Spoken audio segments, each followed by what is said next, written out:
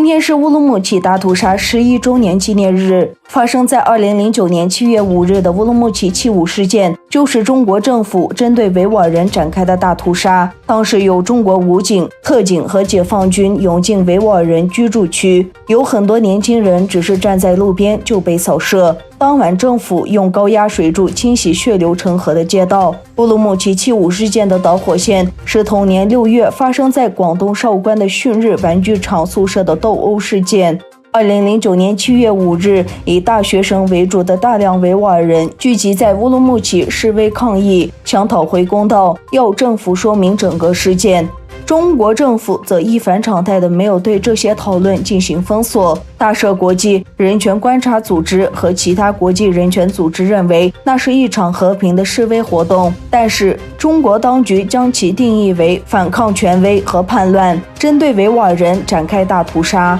目击者称，中国便衣警察试图将和平示威演变成血腥屠杀。我们永远不会忘记乌鲁木齐大屠杀的受害者。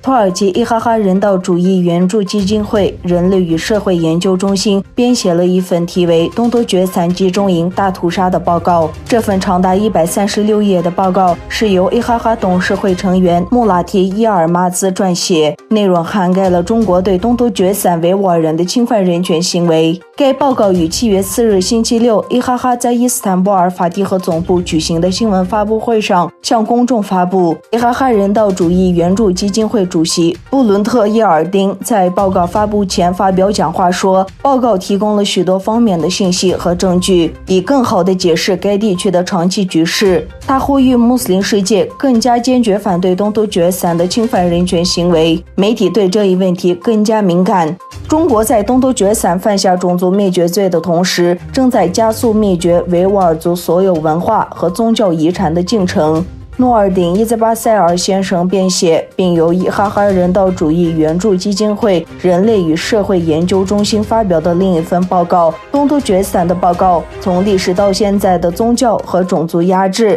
讨论了中国占领下的东突厥散的历史变化和中国针对维吾尔人的人权侵犯行为。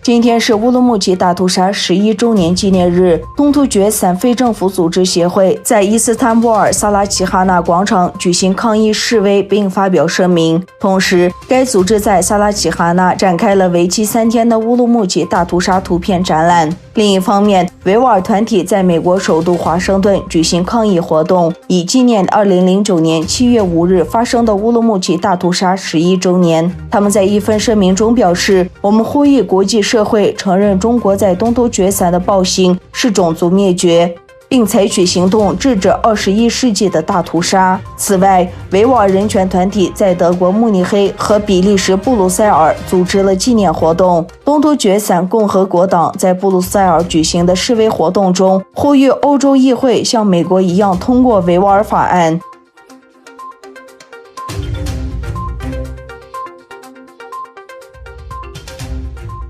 世界卫生组织更新了武汉病毒疫情时间表，称首先向其通报疫情的不是中国政府，而是他自己设在中国的办公室。世界卫生组织时间指出，中国武汉市卫健委于2019年12月31日报告了湖北省武汉市的一组肺炎病例，最终确认了一种新型冠状病毒。本周，总部位于日内瓦的世卫机构发布了新的武汉病毒时间表，其中提供了有关事件的更详细版本。新的时间表指出，是世卫组织中国办事处在武汉卫生委员会网站上找到有关该问题的媒体声明后，于12月31日将病毒性肺炎病例出现的消息通报至世卫组织的地区联络点。美国总统特朗普不止一次指责世卫组织，一方面未能提供阻止新型武汉病毒大流行的必要信息，另一方面和中国政府走得很近。